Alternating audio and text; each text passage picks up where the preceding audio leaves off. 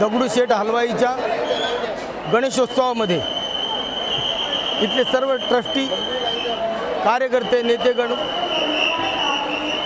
सर्वांचं अभिनंदन। मी दरवर्षी या ठिकाणी दर्शनासाठी दगडूशेठच्या येत असतो या गणपतीच्या, आणि दरवर्षी माझं एक गाणं मी या गणेशोत्सवामध्ये गणपतीचं गातो। आणि दर वर्षाप्रमाणे जसं माझं पहिल्यापासून पार्वतीच्या बाळा हे गाणं ताशाचा आवाज तरारा झाला, गणपती माझा नाचत आला, तेव्हापासून आतापर्यंत दरवर्षी एकही वर्ष माझं चुकलं नाही। फक्त कोरोनाच्या काळामध्ये जे वर्ष गेली तेवढीच, त्याच्यानंतर दर वर्षाप्रमाणे मी माझी गाणी ही प्रेक्षकांपर्यंत आणली गणेश उत्सवाच्या निमित्तानं। आणि खरोखरच मी मनापासून मनोभावनेनं या ठिकाणी दरवर्षी येतो।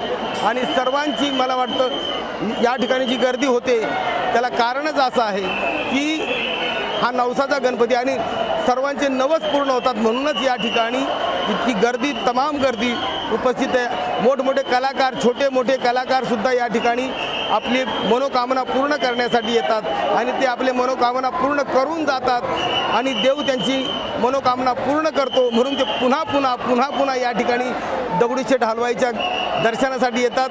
आणि खरोखरच मीही या ठिकाणी उपस्थित राहिलो, ट्रस्टी अध्यक्ष यांचंही मी आभार